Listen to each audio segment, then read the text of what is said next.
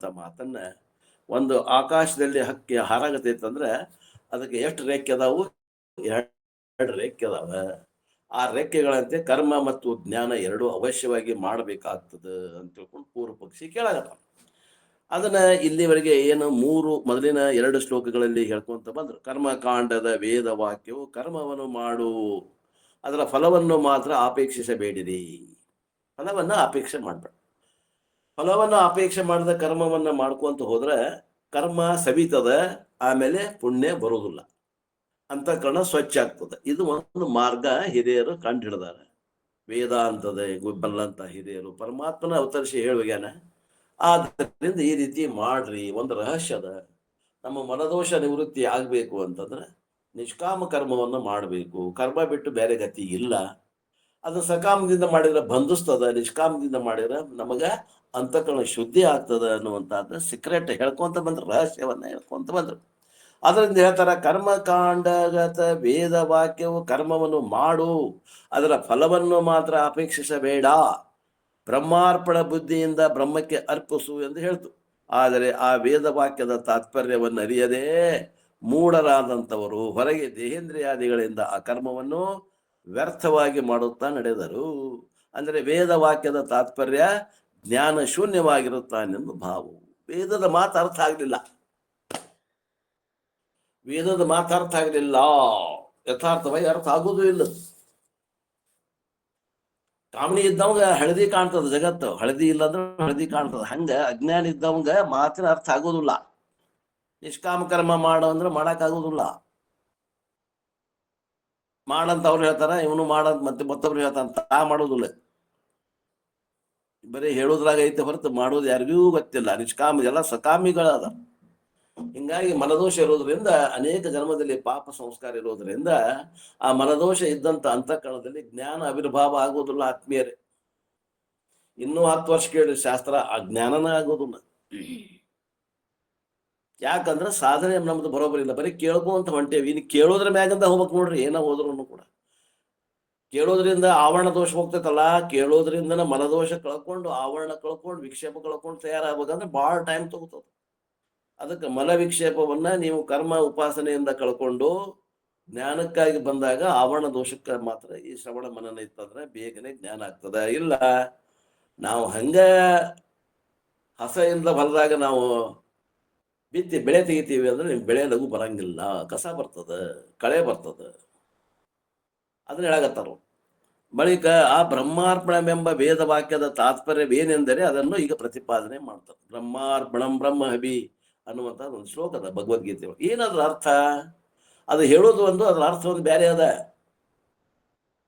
ಒಂದು ಊರಾಗ ಇಬ್ರು ರಾಜಕೀಯ ಪುಡಾರಿಗಳು ಇರ್ತಾರ.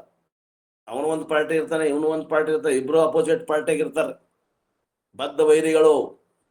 ಒಂದು ಊರಾಗ ಎರಡು ಬದ್ಧ ವೈರಿಗಳು ಇಬ್ರು ಇರ್ತಾರೆ ಯಜಮಾನ್ರು. ಅವ್ರ ಇಬ್ರಿಗೂ ಸಮ ವಯಸ್ಸಿನವ್ರ ಮಕ್ಳು ಇರ್ತಾರೆ. ಅವ್ರಿಬ್ರು ಗೆಳೆಯರು ಇರ್ತಾರೆ. ಆ ಗೆಳೆಯನ್ ಕರ್ಕೊಂಡು ಮನೆಗೆ ಬರ್ತಾನೆ. ಅವಪ್ಪ ನೋಡ್ತಾನೆ, ಅಯ್ಯೋ ನಮ್ ಗೆಳೆಯನ ಮಗನ ಗೆಳತನ ಮಾಡ್ಯಾನ ಮಗ ಅಂತ. ಮಗ ಏನಂತಾನವ, ಏ ಮಗನ ವಿಷ ತಿನ್ನು ಅಂತಾನ. ವಿಷ ತಿನ್ನು ಅಂದ್ರೆ ಏನರ್ಥ? ವಿಷ ತಿನ್ನಕ್ ಹೋಗ್ಬೇಕಾ? ಏನ್ ವಿಷ ತಿನ್ನು ಅಂತಂದ ಅರ್ಥ ಆಗ್ಲಿಲ್ಲ ಮಗ. ವಿಷ ತಿನ್ನು ಅಂದ್ರೆ ಆ ಗೆಳತನ ಬಿಡು, ಅವಾಗ ವೈರಿ ಮಗ ಅಲ್ಲನ, ಯಾವ ಹೊತ್ತಿಗೆ ಏನ್ ಮಾಡ್ತಾನ ಅಂದಂಗ. ಹಂಗ ಮಾತಿನ ಅರ್ಥ ಆಗೋದಿಲ್ಲ. ಹಂಗ ಉಪನಿಷತ್ತು ಆಗಲಿ ನಮ್ಮ ಭಗವದ್ಗೀತೆ ಆಗಲಿ ಬ್ರಹ್ಮಾರ್ಪಣ ಅಂತ ಹೇಳಿದ್ದು ಕರ್ಮವನ್ನ ಮಾಡ್ಬೇಕಾದ್ರೆ ಬ್ರಹ್ಮಗೆ ಅರ್ಪಿಸಿ ಕರ್ಮವನ್ನ ಮಾಡ್ರಿ ಅಂದ್ರೆ ಅರ್ಥ ಏನು ಅನ್ನೋದು ಅರ್ಥ ಆಗಿಲ್ಲ. ಕರ್ಮವನು ಆ ಬ್ರಹ್ಮವನು ಕರ್ಮಿಯನ್ನು ಮಿಗೆ ನಿರ್ಮಳ ಬುದ್ಧಿಯಿಂದ ಅರಿಯದೆ ದುರ್ಮತಿ ಬಿಡದೆ ಅನುದಿನದಳು ಮಾಳಪನು ಈ ಕರ್ಮವನ್ನು ಆ ಬ್ರಹ್ಮಾರ್ಪಣವೆಂದು. ಟೀಕಾ ನೋಡ್ರಿ. ದುರ್ಮತಿ ದುಷ್ಟ ಬುದ್ಧಿ ಉಳ್ಳ ಕರ್ಮವನ್ನು ಬ್ರಹ್ಮವನ್ನು ಕರ್ಮಿಯು ಕರ್ಮ ಮಾಡತಕ್ಕಂತ ತನ್ನನ್ನು ಮಿಗೆ ವಿಶೇಷವಾದ ನಿರ್ಮಳ ಬುದ್ಧಿಯಿಂದ ಸ್ವಚ್ಛವಾದ ಅಂತಃಕರಣದಿಂದ ಅರಿಯದೆ ತಿಳಿಯದೆ ಅನುದಿನದಳು ನಿತ್ಯದಲ್ಲಿಯೂ ಬಿಡದೆ ತ್ಯಾಗ ಮಾಡದೆ ಈ ಕರ್ಮವನ್ನು ಬ್ರಹ್ಮಾರ್ಪಣವೆಂದು, ಈ ಬ್ರಹ್ಮಕ್ಕೆ ಮುಟ್ಟಲಿ ಎಂದು ಹೇಳುತ್ತಾನೆ, ಮಾಡುತ್ತಾನೆ. ತಾತ್ಪರ್ಯ ನೋಡ್ರಿ. ಮೂಢ ಬುದ್ಧಿಯಾದಂತ ಕರ್ಮಿಗೆ ವೇದ ವಾಕ್ಯವು ಕರ್ಮವನ್ನು ಬ್ರಹ್ಮಕ್ಕೆ ಅರ್ಪಿಸು ಎಂದು ಹೇಳ್ತು. ಪಾಪ ಅದು ಹೇಳ್ತು.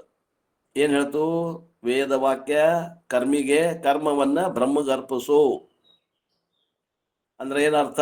ಅದರಿಂದ ಏನು ಫಲ ಬಯಸಬೇಡ. ನಿನ್ನ ಕಡೆ ಕರ್ಮ ಮಾಡು, ಕರ್ಮಣ್ಯೇವ ಅಧಿಕಾರ ಮಾ ಫಲೇಶು ಕದಾಚನ. ನಿನಗೆ ಕರ್ಮ ಮಾಡುವ ಅಧಿಕಾರ ಮಾತ್ರ ಅದ, ಆ ಫಲದಲ್ಲಿ ಅಧಿಕಾರ ಇಲ್ಲ. ಫಲ ಯಾರ ಕೈಯಾಗ ಐತಿ ಅಂದ್ರೆ ಅದು ಈಶ್ವರನ ಕೈಯಾಗ.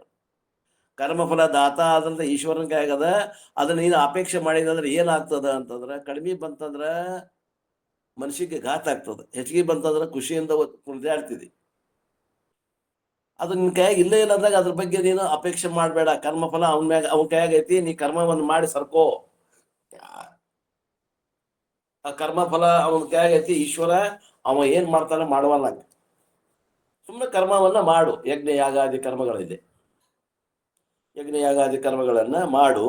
ಯಾವ ಕರ್ಮಗಳನ್ನ ಕರ್ಮಕಾಂಡಿಗಳು ಹೇಳುತ್ತಾರೋ ಯಜ್ಞ ಯಾಗಾದಿಗಳನ್ನ, ಅದೇ ಕರ್ಮಕಾಂಡವನ್ನ ವೇದಾಂತಿನೂ ಹೇಳ್ತಾನ. ಬ್ರಹ್ಮಾರ್ಪಣಂ ಬ್ರಹ್ಮ ಹವಿಹಿ ಬ್ರಹ್ಮಾಗ್ನೌ ಬ್ರಹ್ಮಣಾಹುತಂ ಬ್ರಹ್ಮೈವತೇನ ಗಂತವ್ಯ ಬ್ರಹ್ಮ ಕರ್ಮ ಸಮಾಧಿನ.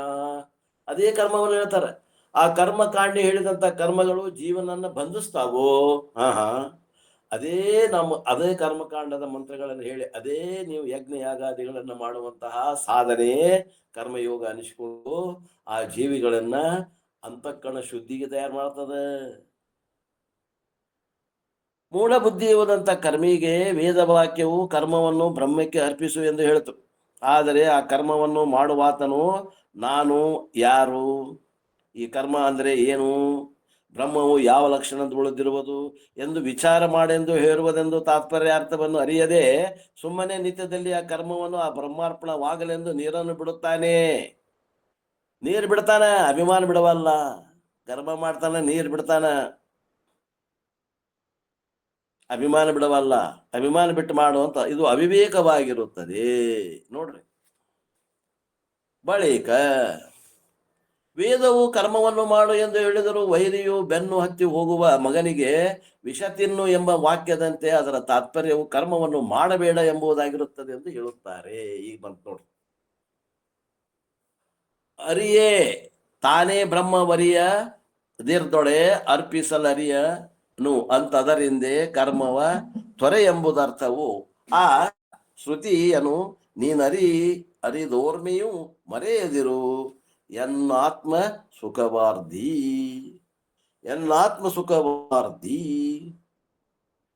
ನನ್ನ ಆತ್ಮದ ಸುಖವನ್ನು ಬೆಳೆಸುವುದಕ್ಕೆ ಕಾರಣ ಆದವಳೆ ಅಂತ ಶಿಷ್ಯರಿದ್ರ ಗುರುವಿನ ಆತ್ಮನು ಕೂಡ ಆತ್ಮ ಸುಖವನ್ನು ಬೆಳೆಸ್ತದ. ಮತ್ತೆ ನಮ್ಮಂತವ್ರು ಇದ್ವು ಅಂದ್ರೆ ಅವಂದು ತೊಳ್ಕೊಂಡು ಹೋಗ್ತದ. ಎನ್ನ ಆತ್ಮ ಸುಖವಾರ್ಧಿ ಅಂತ ನಾವು ಯಾರಿಗೆ?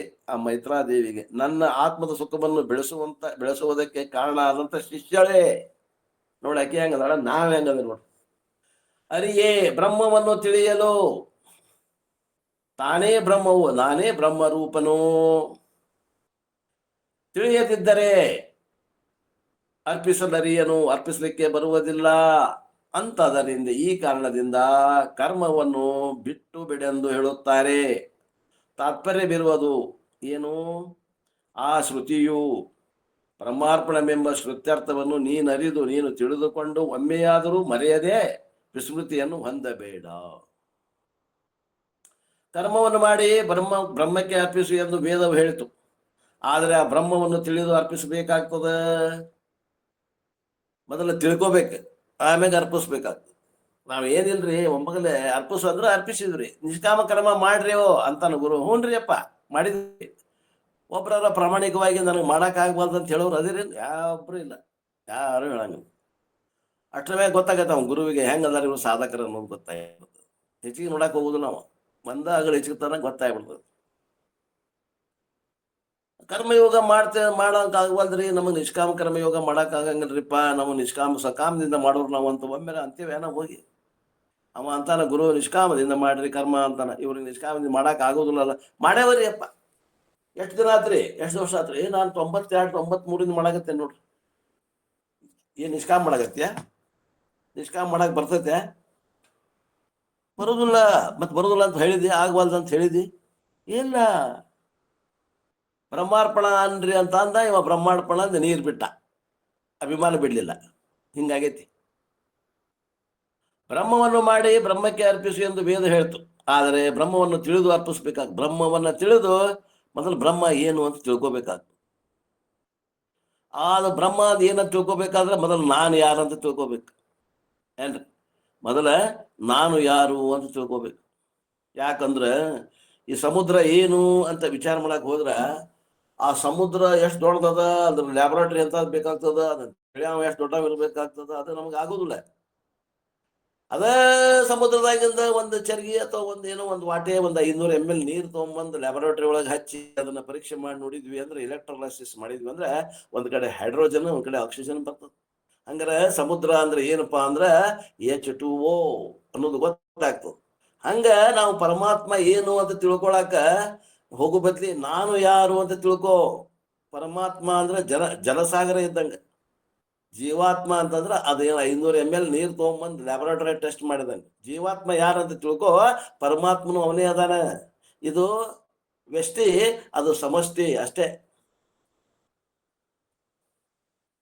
ಯಥಾ ಪಿಂಡಾಂಡ ತಥಾ ಬ್ರಹ್ಮಾಂಡ. ಪಿಂಡಾಂಡ ಹೆಂಗೈತಿ ಹಂಗ ಬ್ರಹ್ಮಾಂಡ ಅದ, ಬ್ರಹ್ಮಾಂಡ ಹೆಂಗೈತಿ ಹಂಗ ಪಿಂಡಾಂಡ ಅದ. ಬ್ರಹ್ಮಾಂಡ ಅನಲೈಸ್ ಮಾಡಕ್ ದೊಡ್ಡ ಲ್ಯಾಬೊರೇಟರಿ ಬೇಕಾಗ್ತದ, ಬ್ಯಾಡ ನಮಗೆ ತಿಳಿಯುವುದೂ ಇಲ್ಲ. ನಾನ್ ಯಾರಂತ ತಿಳ್ಕೊಡ್ರಿ ಮೊದಲೇ, ಆಮ್ಯಾಗ ಪರಮಾತ್ಮ ಯಾರಂತ ತಿಳಿತದ. ಆ ಪರಮಾತ್ಮಗೆ ಅರ್ಪಿಸು. ಬ್ರಹ್ಮಾರ್ಪಣ ಅಂದ್ರೆ ಬ್ರಹ್ಮಗೆ ಅರ್ಪಿಸು, ಪರಮಾತ್ಮಗೆ ಅರ್ಪಿಸ್ಪ ಅಂತ ಹೇಳಿದ. ಇದೊಂದು ಟಪಾಲದ, ಇದನ್ನ ಹೋಗಿ ಶಿವಪುತ್ರಪ್ಪದವ್ರು ಅದಾರ ಬೆಳಗಾವಿಯಾಗ ಹೋಗಿ ಮುಟ್ಟಿಸ್ರಿ ಅಂತಂದ್ರೆ ಶಿವಪುತ್ರಪ್ಪದವ್ರ ಅಡ್ರೆಸ್ ಗೊತ್ತಿರ್ಬೇಕು ಬೇಡ, ಅವ್ರು ಯಾರು ಎಂತು ಏನು ಮನಿ ಎಲ್ಲೈತಿ ಗೊತ್ತಿದ್ರೆ ಹೋಗಿ ಮುಟ್ಟಿಸ್ತೇವಿ.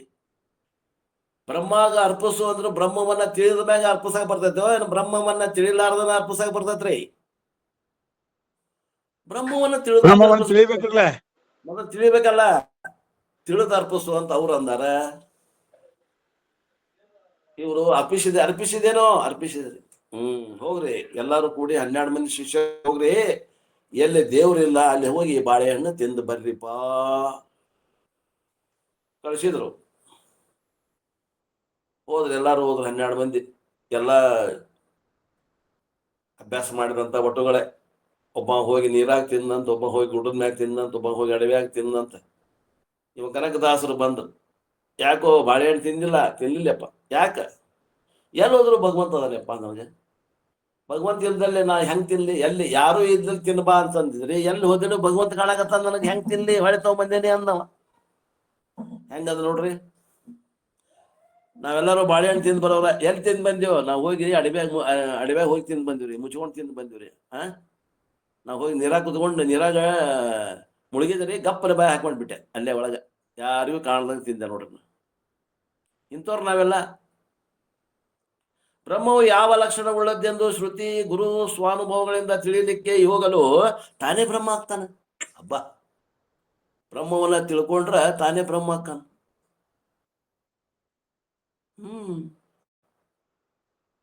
ಯಾಕಂದ್ರೆ ಬ್ರಹ್ಮವಿತ್ ಬ್ರಹ್ಮೈವ ಭವತಿ. ಬ್ರಹ್ಮವನ್ನು ತಿಳಿದವನು ಬ್ರಹ್ಮನೇ ಆಗುತ್ತಾನೆಂಬ ಶ್ರುತಿ ಇರುತ್ತದೆ.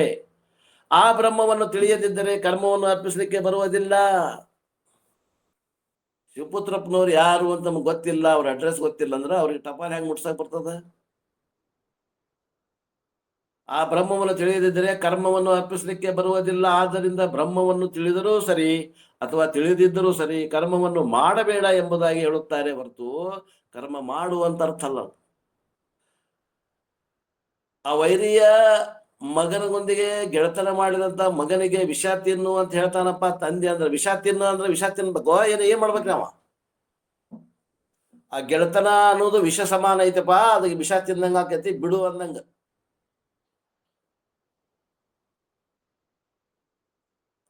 ಕರ್ಮವನ್ನು ಬ್ರಹ್ಮಗ ಅರ್ಪಿಸಿ ಕರ್ಮವನ್ನು ಮಾಡು ಅಂತಂದ್ರೆ ಕರ್ಮ ಮಾಡಬೇಡ ಅಂತ ಅದ ಅರ್ಥದ. ಕರ್ಮದ ಏನಾಗ್ತದ? ಕರ್ಮ ಮಾಡಿರ್ತೇನೆ ಕರ್ಮದ ಫಲ ಬರ್ತದ. ಕರ್ಮದ ಫಲ ಬರುತ್ತೇನೆ ಕರ್ಮದ ವಾಸನ ಉಂಟಾಗ್ತದ. ಆ ವಾಸನೆ ಏನ್ ಮಾಡ್ತದ? ಮತ್ತಷ್ಟು ವಾಸನ ಬೆಳೆಸಿ ಏನ್ ಮಾಡ್ತದೆ? ಇಷ್ಟು ಕರ್ಮ ಮಾಡಿದೆ, ಇಷ್ಟು ಫಲ ಬಂತು, ಈ ವರ್ಷ ಇನ್ನೂ ಅಷ್ಟು ಹೆಚ್ಚಿಗೆ ಮಾಡಿದ್ರೆ ಇನ್ನೂ ಹೆಚ್ಚಿಗೆ ಬರ್ತದ ಫಲ ಅಂತ. ಈ ವರ್ಷ 2 ಎಕರೆ ಹೊಲ ಮಾಡಿದೆ, ಇಷ್ಟು ಪೀಕ್ ಬಂತು, ಮುಂದ್ ವರ್ಷ ಒಂದ್ 2 ಎಕರೆ ಲಾವಣಿ ಹಾಕೊಂಡು ಮಾಡಿದ್ರೆ ಇನ್ನೂ ಡಬಲ್ ಬರ್ತದ ಪೀಕು ಅಂತ. ಮುಂದಿನ ವರ್ಷ 4 ಎಕರೆ, ಮುಂದಿನ ವರ್ಷ 8 ಎಕರೆ, ಮುಂದಿನ ವರ್ಷ 12 ಎಕರೆ ಮಾಡ್ಕೊಂತ ಹೋದಾಗ ಅವ ಏನ್ ಮಾಡ್ತದ? ಕರ್ಮ ಹೆಚ್ಚಿಗೆ ಮಾಡ್ಕೊಂತ ಮಾಡ್ಬೇಕು ಅನಿಸ್ತದ. ಅದಕ್ಕ ಕರ್ಮ ತಿಳಿದು ಅರ್ಪಿಸು ಅಂತ ಅಂದ. ಕರ್ಮವನ್ನ ಬ್ರಹ್ಮಗೆ ಅರ್ಪಿಸು ಅಂದ್ರೆ ಬ್ರಹ್ಮವನ್ನ ತಿಳಿದು ಕರ್ಮವನ್ನ ಅರ್ಪಿಸು ಅಂದ್ರೆ ಬ್ರಹ್ಮವನ್ನ ತಿಳಿದ್ರೆ ತಾನೇ ಬ್ರಹ್ಮ ಆಗ್ತಾನೆ. ಅರ್ಪಿಸಕ್ಕೆ ಏನೈತಿ? ಉಪಾಸಕ ಭಾವನ ಹೋಗ್ತದ ಅಂತ ಅವ್ರು ಹೇಳ್ಯಾರ. ಇವ ಏನ್ ಮಾಡ್ಯಾನ? ಅರ್ಪಿಸಿದೇನೋ? ಹೂನಪ್ಪ ಅರ್ಪಿಸಿದೆ. ಮೂರು ಚಮಚೆ ನೀರು ಬಿಟ್ಟು ಬ್ರಹ್ಮಾರ್ಪಣಂ ಅಂತ 3 ಚಮಚದ ನೀರು ಬಿಟ್ಟಾನ, ಅಭಿಮಾನ ಬಿಟ್ಟಿಲ್ಲ. ಆದ್ದರಿಂದ ಬ್ರಹ್ಮವನ್ನು ತಿಳಿದರೂ ಸರಿ ತಿಳಿಯದಿದ್ದರೂ ಸರಿ ಕರ್ಮವನ್ನು ಮಾಡಬೇಡ ಎಂಬುದಾಗಿ ಹೇಳುತ್ತಾರೆ ಅನೇಕ ಮತವಾದಿಗಳು. ಈ ವೇದ ವಾಕ್ಯದ ಅರ್ಥವನ್ನು ಅನ್ಯಥಾ ಕಲ್ಪಿಸಿ ಹೇಳಬಹುದು. ಆದರೆ ನಾವು ಹೇಳಿದ ಈ ಅರ್ಥವನ್ನು ಒಂದು ಕಾಲಕ್ಕಾದರೂ ನೀನು ಮರೆಯಬೇಡ ಏ ಮೈತ್ರಾದೇವಿ. ಅನೇಕ ತಮ್ಮ ಮನಸ್ಸಿಗೆ ಬಂದಂಗೆ ಅರ್ಥ ಹೇಳ್ತಾರೆ. ನಾವು ಹೇಳಿದ ಅರ್ಥ ಏನದ? ಇದು ಶ್ರುತಿ ಸಮ್ಮತವಾದ ಅರ್ಥದ. ಬಳಿಕ ಕರ್ಮಕಾಂಡವು ಕರ್ಮವನ್ನು ವಿಧಿಯಾಗಿ ಹೇಳಿಲ್ಲಂತಲೂ ತನ್ನನ್ನಾಗಲಿ ಬ್ರಹ್ಮವನ್ನಾಗಲಿ ತಿಳಿ ಎಂಬುದೇ ಅದರ ತಾತ್ಪರ್ಯವೆಂತಲೂ ಕರ್ಮವು ತನ್ನಿಂದ ರಚಿತವಾದುದರಿಂದ ಕರ್ಮಕ್ಕೆ ನಾನು ಮೂಲ ಕಾರಣನೆಂಬುದನ್ನು ನಿರೂಪಿಸಿ ಈಗ ಉಪಾಸನಾ ಕಾಂಡವು ಅಂದರೆ ಉಪಾಸ್ಯ ದೇವತೆ ಬೇರೆ ಉಪಾಸಕ ಬೇರೆ ಅನ್ನುವಂತಹ ಬೇರೆ ಎಂಬ ಭೇದ ಜ್ಞಾನವೇ ಕಾರಣವಾಗಿ ಲೋಕದಲ್ಲಿ ಪ್ರಸಿದ್ಧವಿರುತ್ತದೆ. ಇವತ್ತು ಅವರ ಪ್ರಸಿದ್ಧ ಅದ ರೀ. ಅಂತಲ್ಲೆಲ್ಲ ಭಾಳ ಮಂದಿ ಪಾಳೆ ಹಚ್ಚಿ ಕೇಳಕ್ ಹೋಗ್ತಾರ. ಜ್ಯೋತಿಷ್ಯ ಹೇಳ್ತಾರ್ರಿ, ಅವ್ರ ಬ್ಯಾಗ್ ಹಿಡಿದು ಖರೆ ಬರ್ತದ್ರಿ, ಮುಂದಿನ ಹೇಳ್ತಾರಂತ್ರಿ. ಉಪಾಸನಾ ಫಲ ಅದು ಹೇಳ್ತಾರ, ಖರೆ ಹೇಳ್ತಾರ. ಅಲ್ಲೇ ಪಾಳೆ ಹಚ್ತಾರ ಮಂದಿ, ವೇದಾಂತಕ್ಕೆ ಪಾಳೆ ಹಚ್ಚಂಗಿಲ್ಲ. ಉಪಾಸನಾ ಕಾಂಡದ ತಾತ್ಪರ್ಯವಾದರೂ ಕೂಡ ತನಕ್ಕಿಂತ ಬೇರೆಯಾಗಿರುವ ಪರಮಾತ್ಮನನ್ನು ಭಜಿಸು ಎಂದು ಹೇಳುವಲ್ಲಿ ತಾತ್ಪರ್ಯವಿಲ್ಲ. ನೀನು ಉಪಾಸಕ, ಅದು ಉಪಾಸ್ಯ ಬ್ರಹ್ಮ, ಅದನ್ನು ನೀನು ಉಪಾಸನೆ ಮಾಡು, ನೀ ಧ್ಯಾನ ಮಾಡು, ಸಮಾಧಿ ಏರ್ಸ್ಕೊಂಡ್ರು ಇಲ್ಲ ಅದು ಹೇಳುವ ಉದ್ದೇಶ. ಕಿಂತು ನೀನೇ ಪರಮಾತ್ಮನೆಂದು ಹೇಳುವಲ್ಲಿಯೇ ಆ ಕಾಂಡದ ತಾತ್ಪರ್ಯವಿರುತ್ತದೆ. ಕರ್ಮಕಾಂಡ ಉಪಾಸನಾ ಕಾಂಡದ ತಾತ್ಪರ್ಯ ಏನದ ಅಂದ್ರೆ ನಮ್ಮಲ್ಲಿದ್ದಂಥ ಮಲದೋಷ ವಿಕ್ಷೇಪ ದೋಷವನ್ನು ಕಳೆದು ಜ್ಞಾನಕ್ಕೆ ಅಧಿಕಾರಿಯನ್ನಾಗಿ ಮಾಡಿ ಆ ಜ್ಞಾನಕ್ಕೆ ಬಂದಾಗ ನೀನೇ ಪರಮಾತ್ಮ ಅಂತ ಬೋಧಿಸು. ಮತ್ತು ದೈವತ್ವವಾದರೂ ತನ್ನಿಂದಲೇ ಸಿದ್ಧವಾಯಿತಲ್ಲದೆ ಅದರಿಂದ ತಾನು ಸಿದ್ಧಲಾಗಲಿಲ್ಲ. ದೈವತ್ವ ಎದರಿಂದ ಸಿದ್ಧ ಆತ್ರಿ? ಆತ್ಮ ಇದ್ದದ್ದಲೇ ದೈವತ್ವ ಸಿದ್ಧ ಆತು. ಆತ್ಮ ಅಂದ್ರೆ ತಾನು ತನ್ನಿಂದಲೇ ಸಿದ್ಧವಾಯ್ತು. ಏನ್ ದೈವತ್ವ ಐತಂತ ಆತ್ಮ ಸಿದ್ಧ ಆಗ್ತೈತೋ ಏನು ನಾನು ಅದೇನೆ ಅಂತ ಆತ್ಮ ದೈವತ್ವ ಸಿದ್ಧ ಆಗ್ತದ್ರಿ? ಯಾರ ಮ್ಯಾಗ ಯಾರು ಅವಲಂಬಿತದ? ಉಪಾಸನಾ ದೈವತ್ವ ಅಂದ್ರೆ ಉಪಾಸನೆ ಆತ್ಮನನ್ನು ಅವಲಂಬಿಸ್ಕೊಂಡೈತೋ ಏನು ಆತ್ಮನನ್ನು ಅವಲಂಬಿಸ್ಕೊಂಡೈತೆ? ಇದು ಯಾವುದು ಉಪಾಸನೆ ಮ್ಯಾಗ ಆತ್ಮ ಅವಲಂಬಿಸ್ಕೊಂಡೈತೋ ಏನು ಆತ್ಮನ ಮ್ಯಾಗ ಉಪಾಸನೆ ಅವಲಂಬಿಸ್ಕೊಂಡೈತೋ? ಆದ್ದರಿಂದ ತಾನು ಸಿದ್ಧನಾಗಲಿಲ್ಲ, ಆದ್ದರಿಂದ ತಾನು ಉಪಾಸನಾವಾದಕ್ಕೂ ಮೂಲ ಕಾರಣನಾಗಿರುತ್ತಾನೆ ಎಂದು, ಉಪಾಸನಾ ಕಾಂಡಕ್ಕೂ ಮೂಲ ಕಾರಣನಾಗಿರುತ್ತಾನೆ ಎಂದು ಹೇಳುತ್ತಾರೆ. ಅರಿವಿನಿಂದ ಕಲ್ಪಿಸಲರಿಯದಿರ್ದೊಳೆ ದೈವ ವರಿಸಿದೋಳ್ ಒಳ ಹೊರಗೆಲ್ಲಿಯೂ ಕುರು ಹಿಡಿಯಲಿಲ್ಲ. ಆವತೆರದಿಂದಲೂ ಅರಿವೊಂದು ಹೊರತಾಗಿ ಮಿಕ್ಕ ತೋರ್ಕೆಗಳುಂಟೆ. ಜ್ಞಾನ ಸ್ವರೂಪನಾದ ತನ್ನಿಂದ ಕಲ್ಪನೆಯನ್ನು ಮಾಡದೆ ಹೋದರೆ ದೇವರೆಂಬುದು ವಿಚಾರ ಮಾಡಿದರೆ ದೇಹದ ಒಳಗೂ ದೇಹದ ಹೊರಗೂ ಎಲ್ಲಿಯೂ ಯಾವ ಸ್ಥಳದಲ್ಲಿಯೂ ಯಾವ ರೀತಿಯಿಂದಾದರೂ ಗುರುತಿಸಲಿಲ್ಲ. ಅರಿವೊಂದೇ ಒಂದು ಅರಿವೇ ಹೊರತಾಗಿ ಮಿಕ್ಕೆ ಬೇರೆ ತೋರಿಕೆಗಳೆಲ್ಲ ಪ್ರತೀತಿಗಳು ಯಾವುದಾದ್ರೂ ಇರುವವೇ ಅಂದ್ರೆ ಇಲ್ಲ.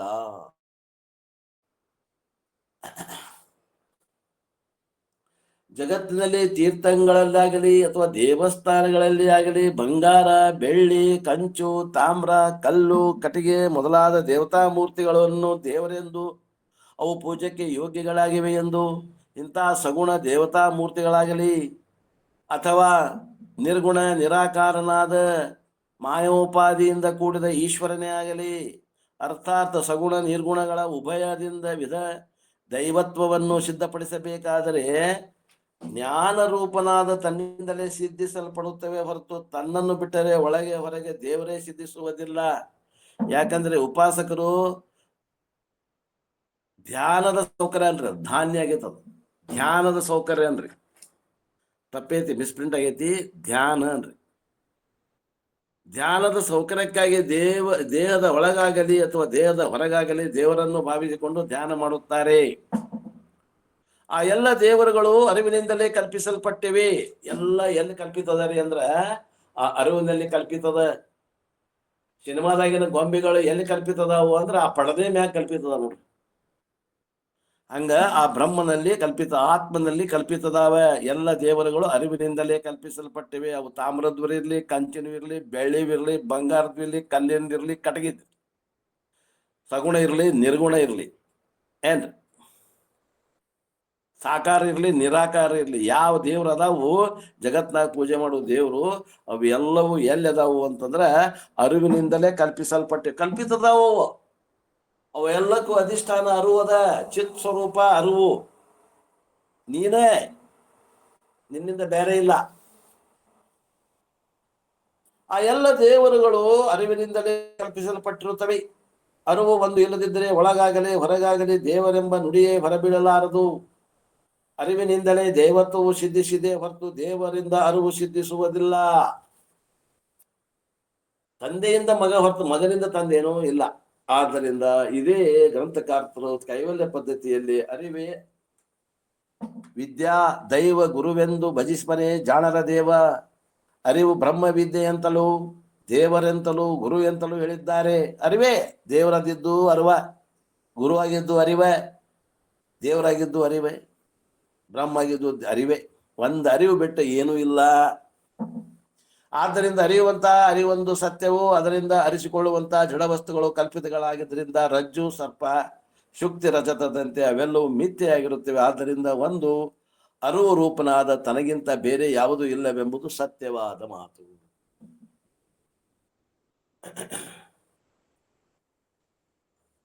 ಬಳಿಕ ಅಂತ ದೃಕ್ ರೂಪನಾದ ಅರಿವು ತಾನು, ಅದರಿಂದ ತಾನೇ ದೇವರು ಎಂಬುದಾಗಿ ನಿಶ್ಚಯವಾಗಿ ಹೇಳುತ್ತಾರೆ. ಅದರಿಂದ ದೈವವು ಆನೆಂಬುದೇ ಶ್ರುತಿಸಿದ್ಧ.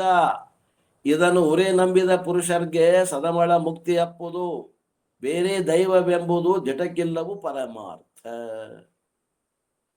ಅದರಿಂದೇ ಆ ಕಾರಣದಿಂದ ದೈವವು ಅಂದರೆ ದೇವರು, ಆನೆ ಎಂಬುದು, ನಾನೇ ಎಂಬುದು ಶ್ರುತಿಯ ಸಮ್ಮತವಾಗಿರುತ್ತದೆ. ಈ ಅರ್ಥವನ್ನು ಚೆನ್ನಾಗಿ ವಿಶ್ವಾಸವಿಟ್ಟ ಪುರುಷರುಗಳಿಗೆ ನಿತ್ಯ ಮತ್ತು ಪರಿಶುದ್ಧವಾದ ಮೋಕ್ಷವಾಗುತ್ತದೆ.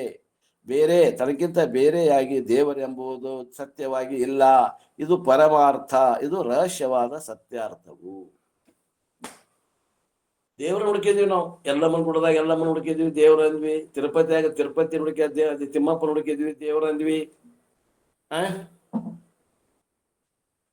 ನಮ್ಮ ಮನೆ ದೇವ್ರನ್ನ ಹೋಗಿ ಭೇಟಿ ಬಂದ್ವಿ. ವರ್ಷಕ್ಕೊಮ್ಮೆ ಹೋಗಿ ಪೂಜೆ ಮಾಡಿಸಿ ಹರಕೆ ತೀರಿಸಿ ಬಂದ್ವಿ. ದೇವ್ರಿಗೆ ಹೋಗಿ ಬಂದ್ರೇನ್ರಿ? ಹೋಗಿ ಬಂದಿವ್ರಿ. ಹೋಗಿ ಬಂದ್ವಿ. ಭೇಟಿ ಆದ್ನ ದೇವ್ರು. ಹ್ಞೂನ್ರಿ, ಅಲ್ಲಿ ನೋಡಿದ್ವಿ ಮೂರ್ತಿ. ಮಂದಿ ಭಾಳ ಇದ್ರು, ಜಾತ್ರೆ ಚಲೋ ಇತ್ತು. ಭಾರಿ ಭರ್ಜರಿ ಇತ್ತು ಬಿಟ್ರಿ. ಪರಿಶಿ ಭಾಳ ಮಂದಿ ಕೂಡಿತ್ತು ಅಂತ ದೇವ್ರು ನೋಡಿದೇನೋ. ಇದ್ರಲ್ಲಿ ಎಲ್ಲ ಗುಡ್ದಾಗ ಎಲ್ಲವಿಲ್ಲ. ಏನ್ ನೋಡಿದಾನೆವ? ಎಲ್ಲಮ್ಮ ಗುಡ್ದಾಗ ಆತ್ಮ ನೋಡ್ಯಾನೋ, ಬ್ರಹ್ಮ ನೋಡ್ಯಾನೋ, ಆ ಎಲ್ಲಮ್ಮ ಗುಡ್ದಾಗ ಇಟ್ಟದ ಮೂರ್ತಿ ನೋಡ್ಯಾನೋ. ಆ ಮೂರ್ತಿ ನೋಡ್ಯಾನ. ಅದಂತಾರ ತನ್ನನ್ನು ಬಿಟ್ಟು ಜಗತ್ತಿನಲ್ಲಿ ಅರಿಯುವಂತಹ ವಸ್ತು ಬೇರೊಂದಿಲ್ಲ. ಇಲ್ಲಿ ಬರ್ಬೇಕು ನೋಡ್ರಿ, ಕೊನೆ ನಿಲುವು. ಆದ್ರೆ ದೇವರು ತಾನೆಂಬುದು ಸಿದ್ಧವಾಯಿತು. ಈ ಅರ್ಥವನ್ನು ನಾವು ನಮ್ಮ ಸ್ವಕಪೋಲ ಕಲ್ಪದಿಂದ ಹೇಳುವುದಿಲ್ಲ, ಕಲ್ಪನಾ ಮಾಡಿ ಹೇಳಾಗತ್ತಿಲ್ಲ. ದುಂಡೇನವ್ರು ಎಲ್ಲಕ್ಕ ಲೈವ್ ಇಟ್ರಲ್ಲ ಇದು ವಿಡಿಯೋ. ನಾವು ಕಪೋಲ ಕಲ್ಪನೆ ಮಾಡಿ ನಮ್ಮ ಮನಸ್ಸಿಗೆ ತಿಳಿದಂಗೆ ನಾವು ಕಲ್ಪನಾ ಮಾಡಿ ಹೇಳಾಗತ್ತಿಲ್ಲ. ಕಿಂತು ಪ್ರಜ್ಞಾನಂ ಬ್ರಹ್ಮ, ಜ್ಞಾನವೇ ಬ್ರಹ್ಮವೆಂಬ ಶ್ರುತಿಯೇ ಸಾರುತ್ತದೆ.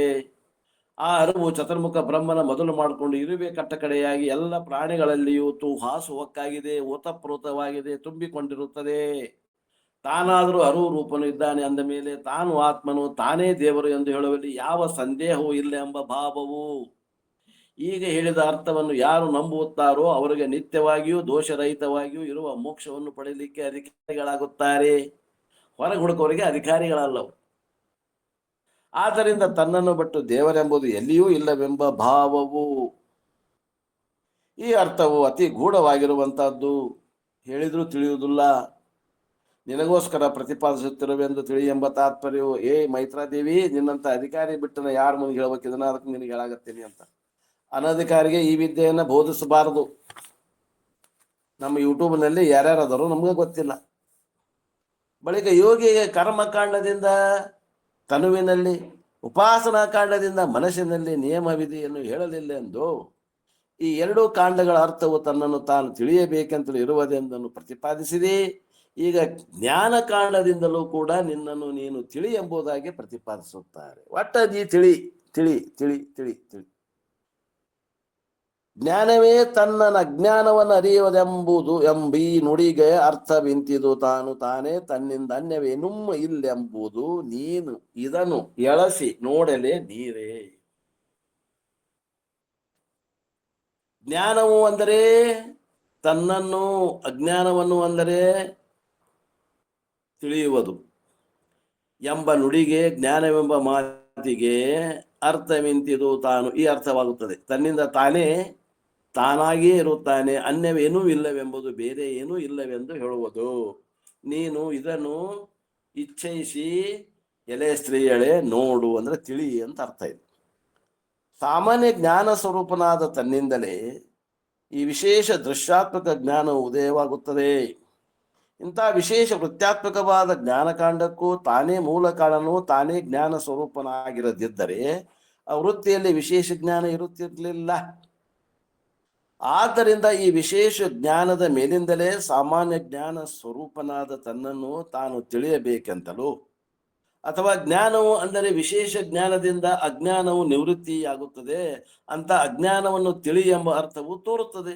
ಅರ್ಥಾತ್ ಸಾಮಾನ್ಯ ಜ್ಞಾನ ಒಂದು, ವಿಶೇಷ ಜ್ಞಾನ ಇನ್ನೊಂದು.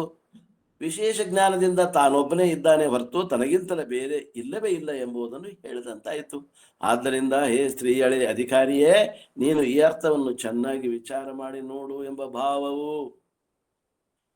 ಬಳಿಕ ಜ್ಞಾನ ಸ್ವರೂಪ ದೃಷ್ಟಿಯಿಂದ ನೋಡಿದರೆ ತನ್ನ ಹೊರತು ಬೇರೆ ಯಾವುದೂ ತೋರುವುದಿಲ್ಲವೆಂದು ನಿರೂಪಣೆ ಮಾಡುತ್ತಾರೆ. ಜ್ಞಾನದಿ ನೋಡಲ್ ಆ ಜ್ಞಾನದಿಂದ ಅನ್ಯವು ಏನೋ ಅವನು ಕಾಣಲು ಅರಿಯನಾಗಿ ಜ್ಞಾನವೇ ತಾನೆಂಬುದು ಇದು ಸಿದ್ಧ. ಹರಿ ಪರಮಾನಂದ ರಸಪೂರ್ಣ ಹೃದಯಳೆ. ಪರಮಾನಂದ ರಸಪೂರ್ಣ ಹೃದಯಳೆ, ಬ್ರಹ್ಮಾನಂದದಿಂದ ಕೂಡಿರುವವಳೆ. 4ನೇ ಸಂಧಿ ಬಂದಾಳಕಿ, ಜ್ಞಾನ ಆಗೈತಂತ, ಅದಕ್ಕೆ ಅಂತಾರವ್ರು ಬ್ರಹ್ಮಾನಂದ, ಬ್ರಹ್ಮದ ಆನಂದ, ಬ್ರಹ್ಮಾನಂದದಿಂದ ಕೂಡಿರುವವಳೆ. ಸ್ವಸ್ವರೂಪ ಜ್ಞಾನದಿಂದ ತನಗಿಂತಲೂ ಭಿನ್ನವಾಗಿರುವುದನ್ನು ಏನನ್ನೂ ಕಾಣುವುದಿಲ್ಲ. ಆದ್ದರಿಂದ ಜ್ಞಾನವ ಆ ಅರಿವೇ ತಾನೆ ಎಂದು ಹೇಳುತ್ತಾರೆ. ಅದು ಸಿದ್ಧ, ಅದು ನಿಶ್ಚಯ ಎಂದು ತಿಳಿ. ಜ್ಞಾನಿಯು ತನ್ನ ಸ್ವಸ್ವರೂಪ ಜ್ಞಾನ ದೃಷ್ಟಿಯಿಂದ ನೋಡಲು ಎಲ್ಲ ಕಡೆಗೂ ಆ ಅರಿವೇ ಇರುತ್ತದೆ ಹೊರತು ಬೇರೆ ಏನೂ ಕಾಣಿಸುವುದಿಲ್ಲ. ಬೇರೆ ಏನು ಕಾಣಿಸುವುದಿಲ್ಲ ಅಂದ್ರೆ ಏನು, ಜಗತ್ ಕಾಣಂಗಿಲ್ಲೇನ್ರಿ? ಕಾಣ್ತದ, ನಾಮರೂಪ ಅಂತ ತಿಳ್ಕೊಂಡು ಬಾಧಿಸ್ತಾನ, ತಿಳಿತಾನ, ಬರೇ ಬ್ರಹ್ಮವನ್ನ ಕಾಣ್ತಾನ ಸದ್ರೂಪವಾಗಿ. ಬ್ರಹ್ಮ ತನ್ನ ಸ್ವಸ್ವರೂಪ ಜ್ಞಾನ ದೃಷ್ಟಿಯಿಂದ ನೋಡಲು ಎಲ್ಲ ಕಡೆಗೂ ಆ ಅರಿವು ಒಂದೇ ಕಾಣುತ್ತದೆ ಹೊರತು ಬೇರೆ ಏನೂ ಕಾಣಿಸುವುದಿಲ್ಲ. ಬಾಧಿಸ್ಕೊಂಡು ಹೋಗ್ತದ ನಾಮರೂಪದಾಗ. ಹೇಗೆಂದ್ರೆ ಸಮುದ್ರದಲ್ಲಿ ಇರ್ತ ಮೀನಕ್ಕೆ ಎತ್ತ ನೋಡಿದ್ರೆ ನೀರೇ ಹೇಗೆ ಕಾಣಿಸುತ್ತದೆಯೋ ಹಾಗೆ ಆ ಜ್ಞಾನದಿಂದ ನೋಡಲು ಎಲ್ಲವೂ ತನ್ನ ರೂಪಾಗಿಯೇ ತಾನಾಗಿಯೇ ತೋರುತ್ತದೆ ಎಂಬ ಭಾವವು. ಸಮುದ್ರದಾಗ ಮೀನದ, ಮೀನಕ್ಕೆ ನೀರು ಬಿಟ್ಟು ಏನ ಕಾಣ್ತೈತೇನೋ, ಏನೋ ಕಾಣೋಂಗಿಲ್ಲ. ಹಂಗ ಈ ಆತ್ಮಜ್ಞಾನ ದೃಷ್ಟಿ ಉಳ್ಳಂತ ಸಾಧಕನಿಗೆ ಏನ್ ತೋರ್ತದ ಅಂದ್ರೆ ಎತ್ತ ನೋಡಿದರೂ ಬ್ರಹ್ಮವೇ ತೋರ್ತದ ಪಾರಮಾರ್ಥಿಕವಾಗಿ. ಬಳಿಕ 3 ಕಾಂಡಗಳು ತಾನು ತನ್ನನ್ನು ತಿಳಿಯಬೇಕೆಂದು ಹೇಳುತ್ತವೆ ಹೊರತು ತನುಮನ ಮೊದಲಾದಗಳು ನಿಯಮ ವಿಧಿಯನ್ನು ಹೇಳುವುದಿಲ್ಲವೆಂದು ಹೇಳುತ್ತಾರೆ. ಯಾವ ವಿಧಿ ನಿಷೇಧ ಹೇಳುವುದಿಲ್ಲ. ನಿನ್ನನ್ನು ತಿಳಿ, ನಿನ್ನನ್ನು ತಿಳಿ, ನಿನ್ನನ್ನು ತಿಳಿದು ಕರ್ಮವನ್ನು ಅರ್ಪಿಸು, ನಿನ್ನನ್ನು ತಿಳಿದು ಉಪಾಸನ ಮಾಡಿ ಆ ಉಪಾಸ್ಯ ವಸ್ತು ಏನಂತ ತಿಳಿದು ಆಮೇಲೆ ಉಪಾಸನೆ ಮಾಡು. ಎಲ್ಲ ಕಡೆ ತಿಳಿ ಅಂತ ಹೇಳುದೈತೆ ಹೊರತು ಮಾಡು ಅಂತ ಹೇಳಿದ್ರೆ ಅದು ಮಾಡು ಅಂತ ಹೇಳಿದಂಗಲ್ಲ. ಧ್ಯಾನ ಮಾಡು ಅಂದ್ರೆ ಧ್ಯಾನ ಮಾಡಬೇಡ ಅನ್ನಂಗ, ಕರ್ಮ ಮಾಡಿದ್ರೆ ಕರ್ಮ ಮಾಡಬೇಡ ಅನ್ನಂಗ. ಅಂದ್ರೆ ಏನ್ ಮಾಡು ಅಂದ್ರೆ ತಿಳಿ, ಮೊದಲು ಏನನ್ನು ತಿಳಿ.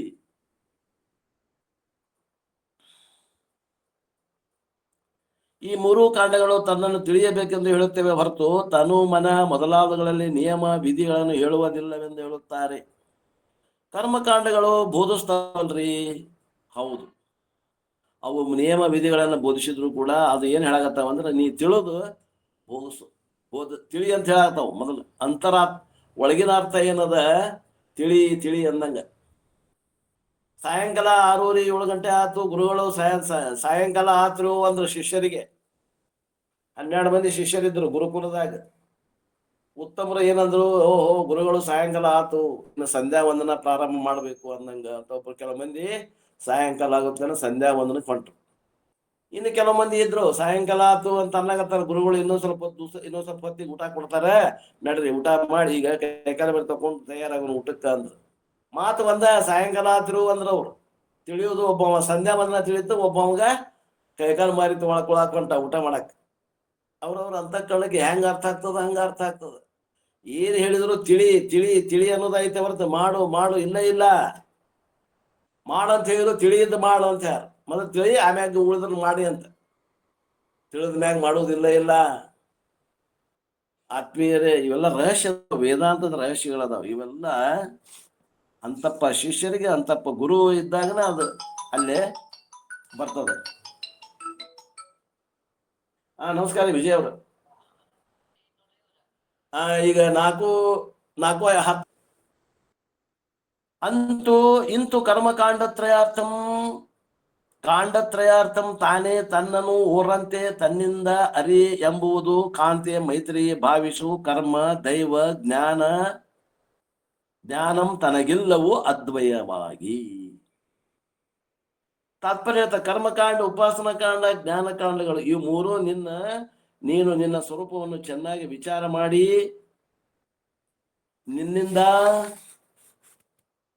ನಿನ್ನನ್ನು ತಿಳಿ ಎಂಬುದಾಗಿ ಹೇಳುತ್ತೇವೆ ಹೊರತು ಯಾವುದೊಂದು ವಿಧಿಯನ್ನು ಹೇಳುವುದಿಲ್ಲ. ಮತ್ತು ಈ ಮೂರು ಕಾಂಡಗಳು ತ್ರಿಗುಣಾತ್ಮಕವಾಗಿರುತ್ತವೆ, ತಾನು ನಿರ್ಗುಣ ಆಗಿರುತ್ತಾನೆ.